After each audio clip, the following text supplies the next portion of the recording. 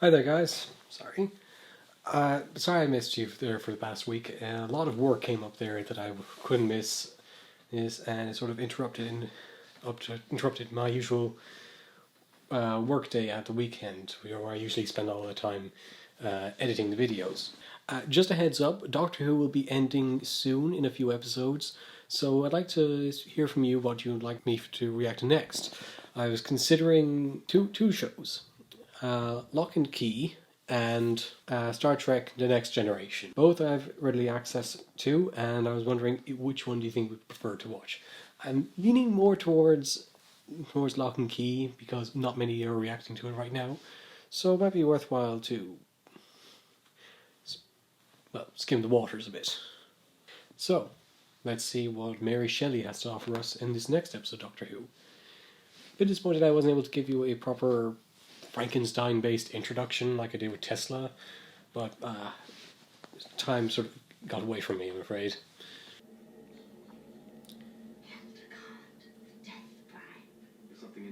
Or Camilla, she who hunts the virgins. Surely not. Who's brave enough to come and see? Shelley is. Mary is. Ho ho ho. I'll wager it's Shelley. Amusing himself with a trick. Shelley has no love for tricks.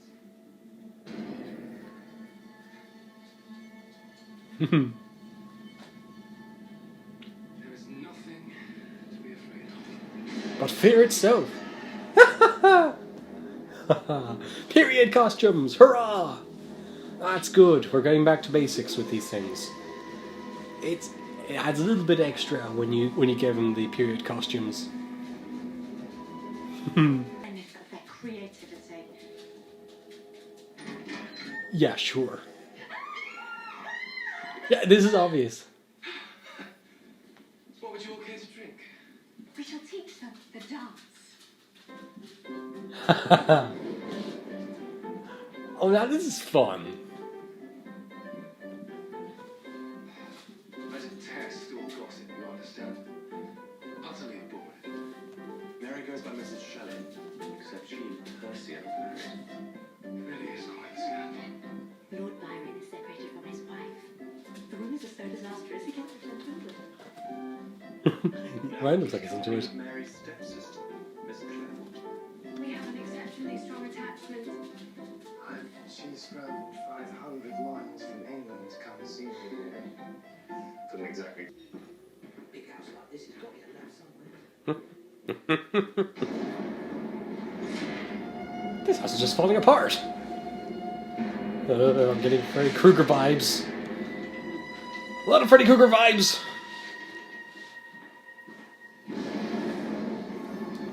Okay.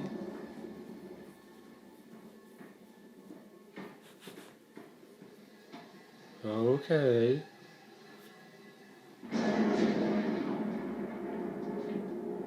Oh, okay, that's impressive.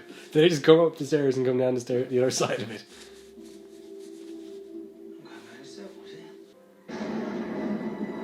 I don't know.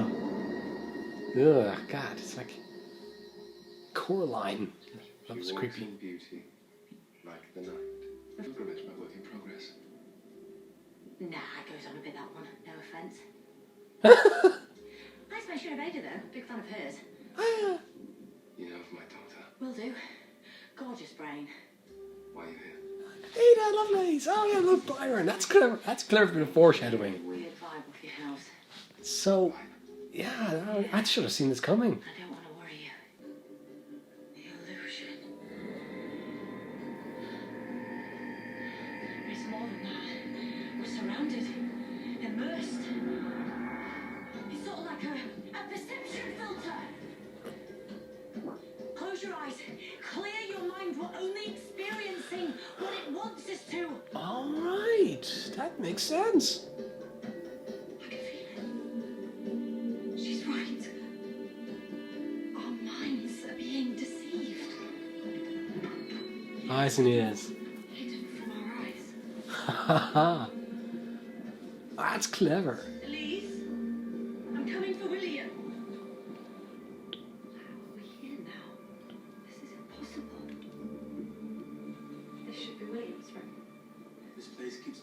Close your eyes, block out just sounds, and look for the room again. Right, hide a house inside a house.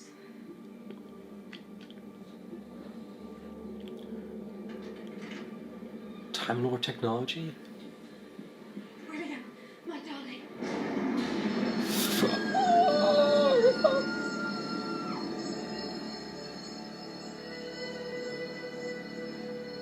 I suspect I must have missed something. I suspect so, sir. Yes, but you've shown us how to get out of this room. This can't be the hallway. We've not descended the stairs. It is. But there should be a door here. Please, can we get out of here? In theory, yes. We just have to tell ourselves that we can. It's not a vision. It never was. It's a traveller moving through time.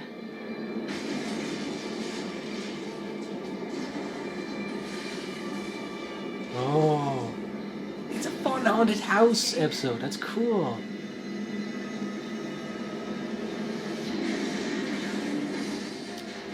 Huh? That is a lot of Cyberman. What? We're already doing this? Chance warning! Beware of the Lord Cyberman. Don't let it have what it wants. At all costs! Yes, thank you. Barricade the door.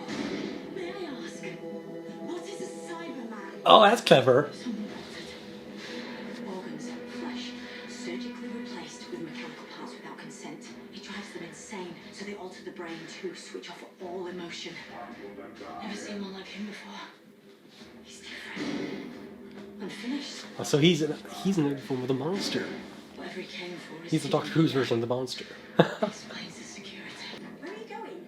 You're not leaving us. I have to find out what he's looking for. Alone. You need backup. All of us against one. One Cyberman, but then thousands. Humans like all of you.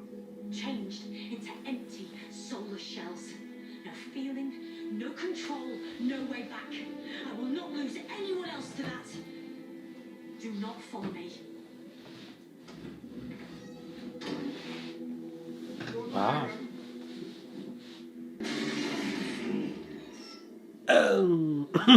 I swear this only happens once. Embarrassing. Time hop took a lot 1 out of juice. 5. Now you're fresh out. You irritate me. How very human. Still feel things then. No inhibitor yet. Whoa. Here's the thing. There's a chance I might be the Guardian, only I don't know what it is I'm supposed to be. Is it too late to choose another group?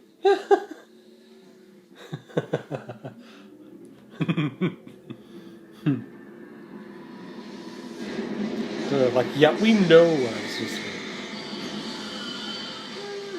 Never considered bracelets? Oh, recharging, not good. Figuring out how to manipulate the elements and creating an extremely sophisticated and probably unlimited external power source.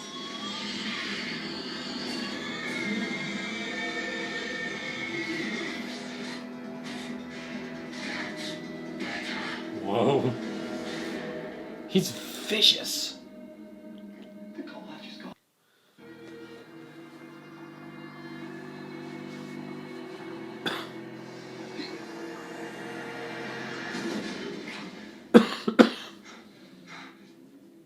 I returned. Hello! I was changed. Oh. No one could see me. Oh, he used the mysterious It hid figure. itself in me and hid me within the villain. Yes, like that. But is he right? His thoughts, his words, inspire and influence thousands for centuries. If he dies now, who knows what damage that will have on future history? Words matter. Matter. One death, one ripple, and history will change in a blink. The future will not be the world you know. The world you came from, the world you were created in, won't exist, so neither will you. It's not just his life at stake, it's yours. You want to sacrifice yourself for this. You want me to sacrifice you. You want to call it? Do it now. All of you. Whoa. She's really getting intense about this. And that's the dark intensity that we need because... Yeah. Because sometimes this team structure isn't flat. It's mountainous, with me at the summit, in the stratosphere, alone. Left to choose. What are you doing? Transmitting my ship according to my signal. It will tear this reality, this planet, to reveal only its shreds. This world doesn't end in 1816. It can't. It will. It's nothing. Don't listen to him. But I can't be sure. I can't risk this planet. I can't win. Time is in flux. Things are changing, converging all this time at this point. Yes. You are. What are you doing? Giving me all it hurts.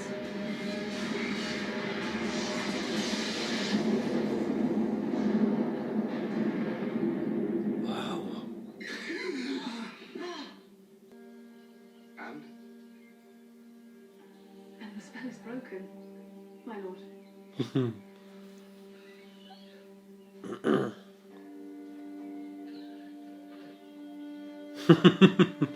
No words to be said. Man, so... You've returned me to life. Huh. Although I feel as though I have none of it left to live. Sorry about the sneak peek. Every moment will be precious. Aww. How can we repay you? Just don't lose hope. Yeah. Keep doing that writing thing, if you like. Yeah. Saddle. So if all the weirdness was a Siberian, you know, the bones and Shelley floating about and all that, why would it reanimate a couple of stiffs just to bring the Asani? You know, the maid and the creepy little kid. No? We thought you saw Shelley like we did. Oh, come on, beady eyes. Made the room go Arctic. Where did them two fit in? I'm not sure they did. No, come on, Doc. This is where you jump in with a rational explanation. I mean, ghosts don't exist, right? Unless they do. What? Inside you three. What the hell was that kind of answer?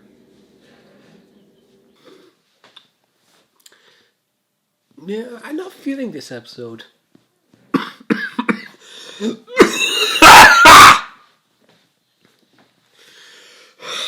Sorry about that.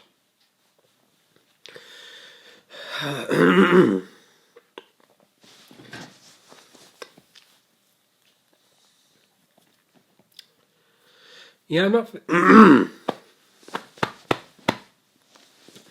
not sure how to feel about this episode. I mean, the concepts were good. They were sort of exploring the notion of a haunted house with that mixes everything up. It's similar to what's that one? That sort of expressionist film about people trapped in a room and they can't get out.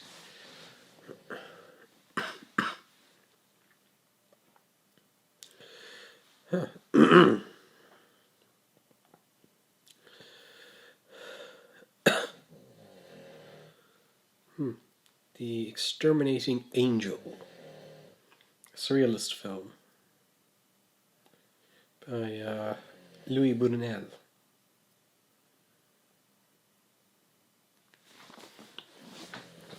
But and I think I hyped it up a bit too much in my mind.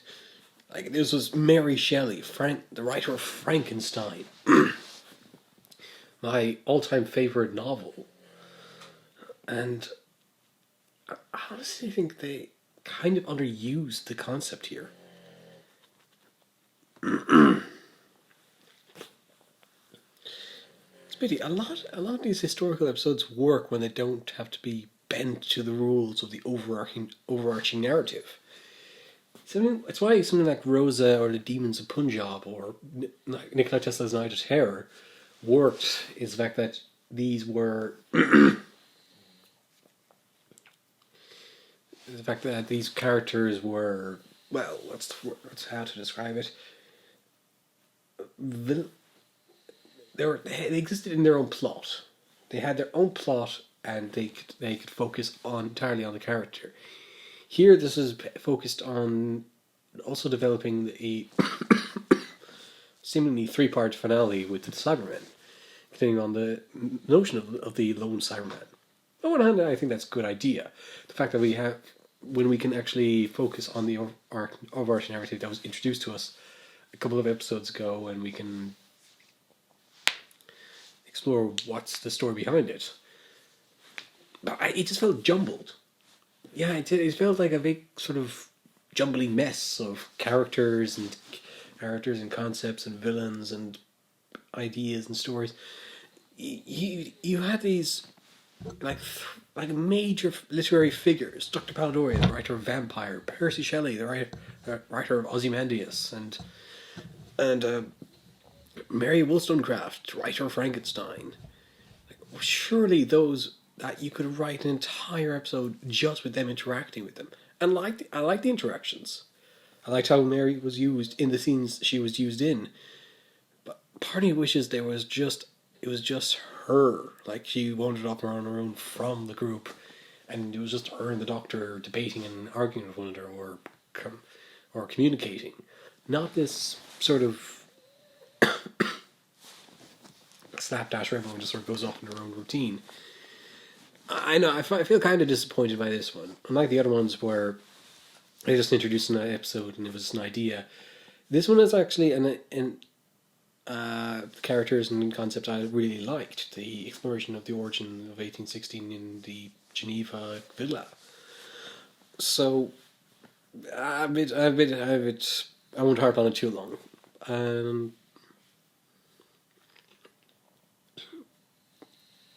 And I think it's losing a bit of its steam. I feel as though I don't want to be hitting too much, don't want to be punching a dead horse, but I really hope it does pick up in these final two episodes, like it's an actual continuation. And but I did like that little sequence they had there at the end, where the Doctor actually does burst. I like that she actually was actually coming out saying I'm the leader. I make the hard decisions. And I was thought they were going to just completely turn on her. Like, what the hell did you do? Like, I would probably have preferred that if they actually did at the end, where they would have all just confronted her and charged, like, what the hell did you do that for? You were literally warned about this. Hopefully this leads to her being prepared and being able to counteract it, but I think she's slowly breaking the trust of these companions, and they might just leave of their own accord, like Tegan, and they're like, we're done. We're done. You don't trust us. We can't communicate with you. You don't seem to believe we're on the same level anymore. We're done. So that was a good introduction. The actual transforming household, the twist at the end where Percy Shelley apparently is twisting the household and is technically the ghost. I was leaning towards those hand crab things from the Christmas special with Santa Claus played by Nick Frost, where those hand things would come down from the roof, and they would sort of like smack onto your face, and you would be in a dreamlike environment. I think there might have been like a nod towards it, but no, I think they missed an opportunity where they could have brought those guys back. There was a manifestation of all their dark dreams of like it was Lord Shelley's or Lord Byron's and Polidori's dreams of like undead creatures and vampires coming to life and hunting them, or Shelley's bad dreams about the dead rising, and I think that was a missed opportunity. And what's with that ending with saying like, oh, a ghost might be real? Like, yeah, they did that with Charles Dickens in the Unquite Dead, where they suggested there's potentially more to life than we could ever understand, with there being an afterlife, with how Gwyneth was able to communicate. But that was more poignant. That was done for poignancy. Like, the Doctor doesn't know everything, and Dickens been like, you don't know everything, and you learn that tonight. Hold that mystery to you. Here, it was just played more for a laugh, which is, that's not how you should do it. Like, ghosts exist. Well, I guess they do. No, you had something there. And that could have been like some sort of long-standing sort of, I don't know, you know, untouched resentment or unfounded sort of paranoia, wherein he feels like I don't know what I'm seeing. I'm just beginning to lose my mind. I'm beginning to think my paranoia about my cancer is about to come back, and it's manifesting itself on all these sort of death flags.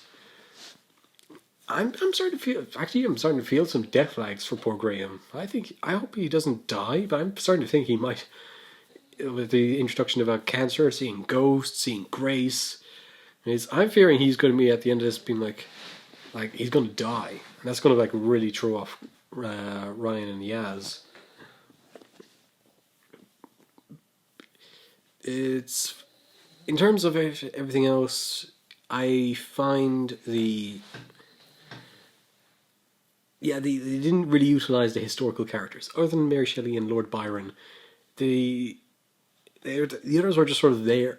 They sort of just dwelled in the background and they had their own little mini arcs, but yeah, you didn't really feel for them in the same way you felt for Tesla or even Edison for those for the amount of time he was in his scenes. But he was always contributing. He wasn't just walking with the characters. He was actually contributing to the plot of with the characters. These guys, well, even Mary wasn't doing that much. She was just sort of walking with the characters, discussing stuff with them, quoting poetry. I liked poetry. I liked the little how they spoke almost everything as like some sort of very macabre, very dark and dreary quote. But no, there's no real utilization of them interacting with the plot until Mary, steps up at the end and tries to talk to Cyberman out using her words. I thought like, oh, that's clever. She's a wordsmith. She's able to talk down to the morbid, and that's how she gets her inspiration from Frankenstein. Which is very weird because technically that night was the night where you were supposed to write Frankenstein, and she didn't.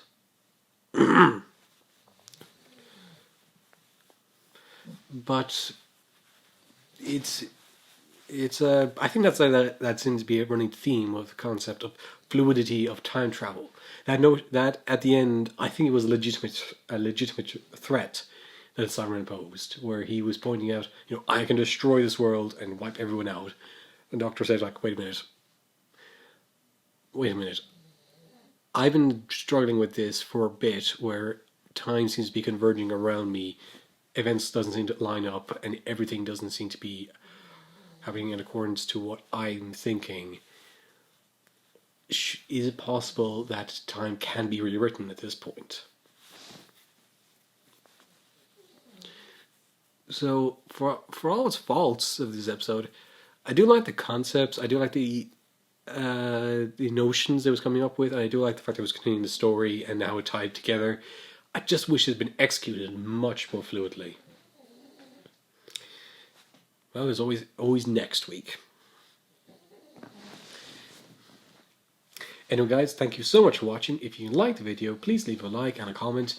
And if you'd like to see more content in the future,